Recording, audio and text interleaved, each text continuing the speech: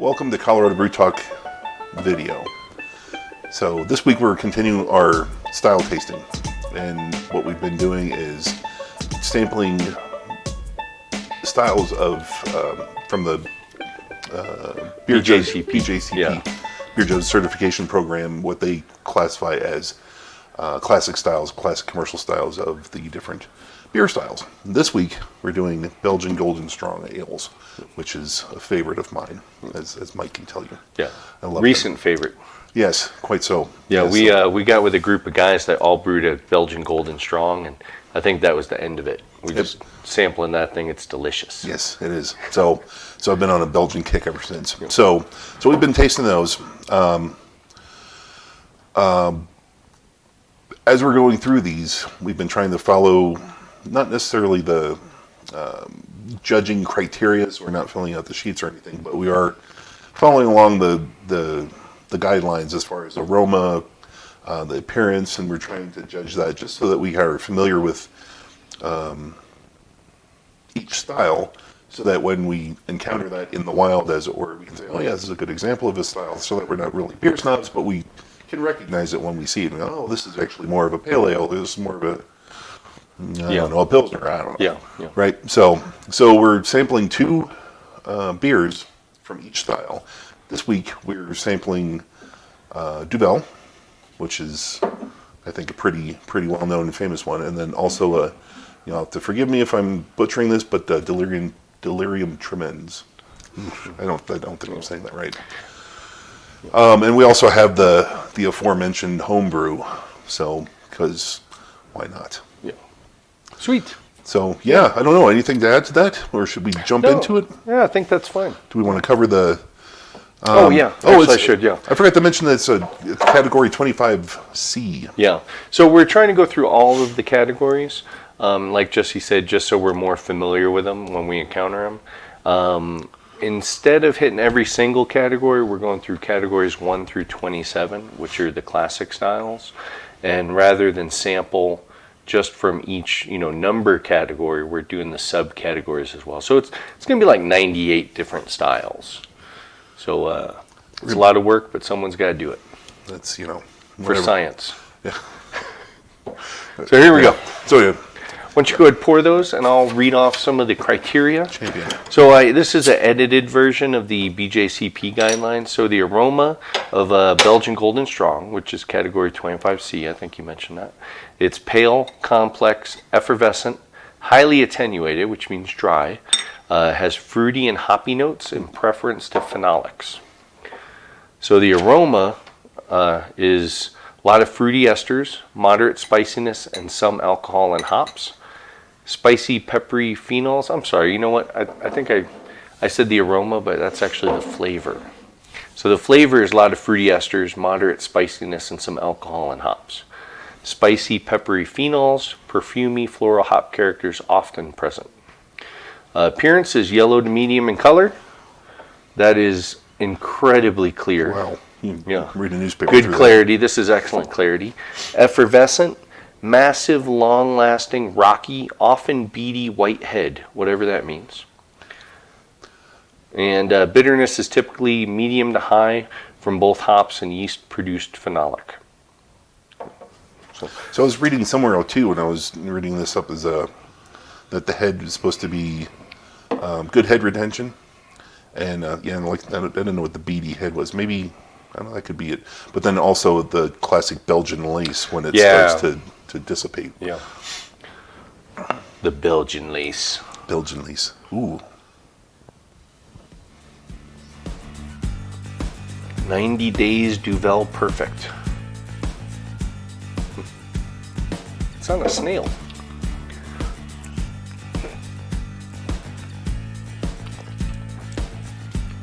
That is delicious. Yep. I can't stop right there. Cut. That sums it up, boy. That's...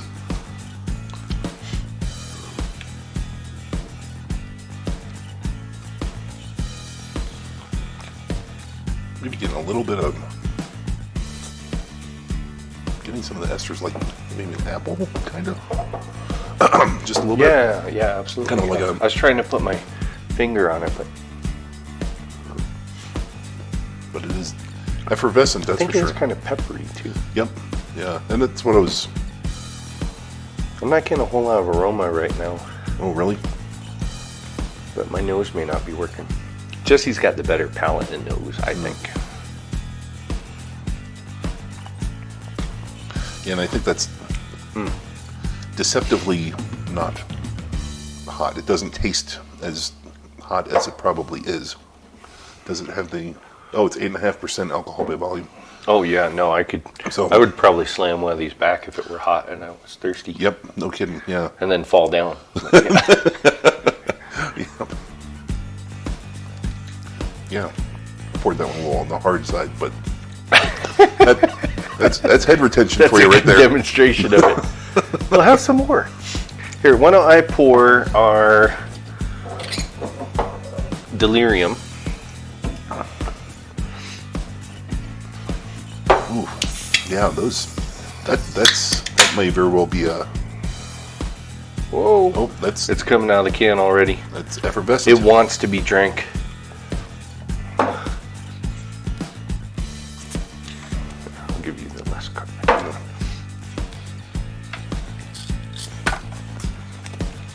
Once again, wow, I think this is even more clear, if that's possible. Yeah, they're perfect. That's clear. I mean, that's clearer than water. Wow, that's amazing.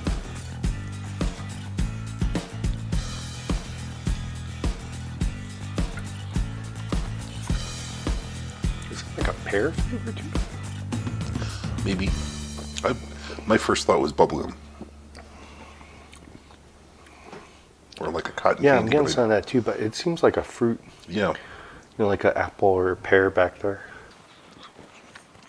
You know, what's funny is we trade beers all the time, so he'll buy a 6-pack and give me 3 of them, and I'll do the same, give him 3, and it's anytime I'm going to log on Untapped, a lot of times I'll avoid the beers I haven't had, just so I don't have to think about them too much. You know, it's like, hey, if I'm going to be watching a TV show, I don't want to be, Yes.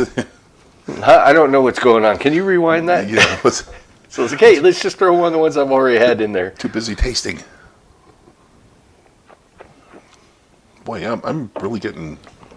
I think you're right on the bubble gum for sure. Yeah, because my brain keeps thinking cotton candy for some reason, which isn't to say that this is too sweet or this is also amazing. Yeah, very dry. Man, they are so similar in flavor. I mean, they have a difference, but I mean, they're the same style, so that's kind of silly. But Right. you get a little bit of a booziness out of it at the end, but I think that's what I'm picking up is the apple flavor or the pear flavors, just the way that finishes. Yep, I can see that for sure.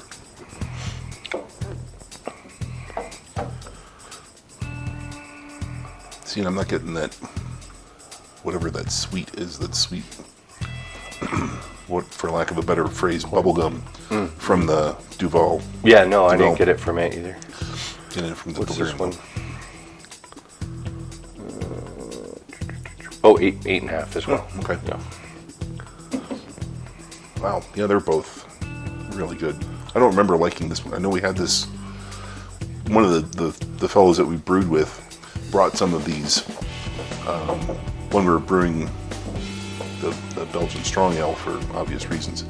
And I tried it, and I don't remember liking it quite this much. I think maybe I was still unfamiliar with the style and didn't know what to expect. But I don't remember this being this sweet. Yeah. So, and I'm using that term just because I don't know how else to describe it, but it's not sweet in the classic sense, but Well, it just it's has sweeter that than- bubblegum flavor yeah, to it. Yeah. It's sweeter than the Duvel. Estery, more esters. That's probably a better way to phrase it. It definitely gives me the impression of being sweet, but yeah, it's dry, really dry. It is. Wow. Yeah, I would. It's better than a sharp stick in the eye, as they say. Well, we're going to finish these, do a glass rinse, and we'll come back and taste the homebrew and see how that stacks up.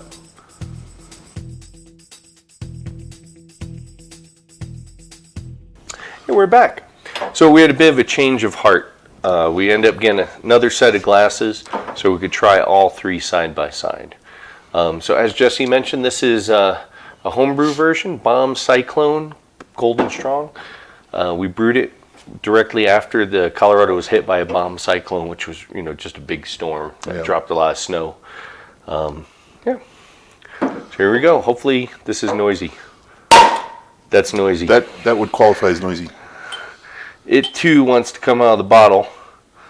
Woo! Holy macaroni grill. So this is Jesse and I brewed a 5-gallon batch and then split it. So this is mine. Oh, too much. I ruined that valuable piece of paper.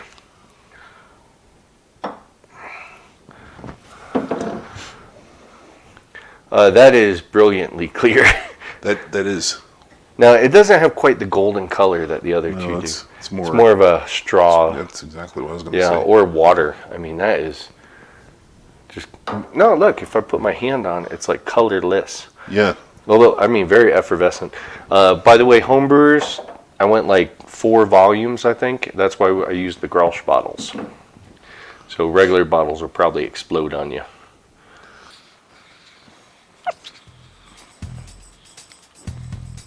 It's still pretty hot. It still has a higher alcohol flavor to it. So when did I bottle this? Ooh, so this was bottled in April. Yeah, that is pretty hot. Yeah. I don't remember it being that hot. It even smells kind of... No, I thought it was hotter than this when we had it last time. Really? You think so? Yeah. I think it's mellowed out quite a bit. Yeah, I don't remember it being that... I'm going to say I'm not crazy about the aroma on it. Yeah. I don't know if I think that's the alcohol I'm smelling. Yeah. Because it smells almost dusty. Kind of like kerosene. Well, not quite that hot, but... Oh, yes. Spin it up a little bit. Yeah. Oh, yeah. It's like nail polish remover. Oh, yeah. Yeah. So this still has a little bit of time on it can use some more time on the shelf. I think so. It's still quite good. It was interesting when after we brewed it, everyone except Jesse got together and we had our, had them side by side with a couple commercial examples, and they were just, I mean, the fermentation on these are crazy hot. So the yeast just go nuts. And there were all sorts of crazy flavors, from Band-Aids to circus peanuts to bubble gum. It was really neat trying them side by side and, to see how far along they've come. Yeah, I wish I could have made that. I was out of town, unfortunately, but... Yeah, it's still quite hot. Wow. Yeah. I mean, it's not... That's so weird. I mean, I don't think it's too terribly far off. We'll have to come back to this one in 6 months or so. Yeah. So let's see. Our homebrew examples for the show so far have been the chili beer, which was way god awful hot. that was a little spicy. With the brown. Was the brown on an episode we're going to publish? I don't know. I don't remember tasting it on... I think we just tasted it, I thought. No, I thought we tasted it in front of the camera. Okay. We'll have to check. There may be, if there isn't a brown in episode 1, then we had Jesse's brown, and it still needed a little more time in the bottle too. And then we have the nail solvent. It's really not that bad. You just get a whiff of something a little hot. Yeah. If you stir it up, but yeah. But you're right. Yeah, it smells a little dusty. Yeah, but I think you're right. It's the nail polish remover. It is definitely that smell. Ooh, yeah, I'm not crazy about that. Yeah, that's weird. You can have it. No. Jesse. It's time for a nap. Yeah, then we have I think I still have some of the doubles. So when we do a double... There you go. We'll have another example. Yeah, exactly. Yeah. See, we're not going to lie to you about the quality of our homebrew. No. So, I mean, sometimes it's great. Sometimes it's not so great. Sometimes it's a learning experience. Yeah. So, you have anything else? I don't. This was good. I think what I'm learning from our little episodes here, from our samplings, is beers I need to buy in the future. And these are definitely two that I'm going to have to buy again because they're lovely. Well, I wouldn't mind trying other beers in the same category as well. Oh, yeah. Well, no, I agree. I don't know if I've tried a strong ale, Golden Strong Ale. Outside of these? Yeah. Because I usually go for like the doubles, triples. And so I'll have to look for some more of these. Oh, and we were talking about our category exploration. We were going to have this sweet growler with bottle caps to help us select the next category we're going to do because we're kind of undecided.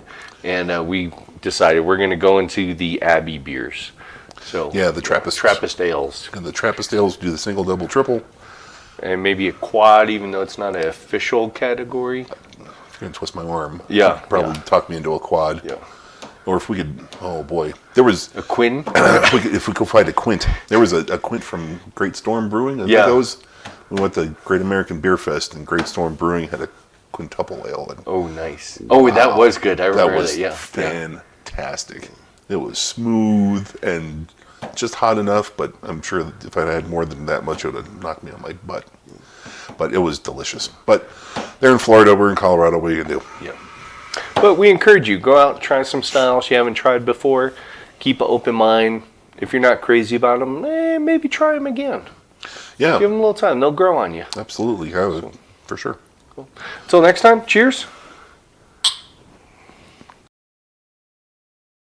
Thanks for watching our video. Check out our website at coloradobrewtalk.com for more great content. While you're there, be sure to leave us a comment or drop us a line with your thoughts. You can also find us on Facebook and Twitter at CO Brew Talk, or follow the links below. Make sure to like this video and subscribe to our channel so you don't miss any future content. Or episodes, as the case may be.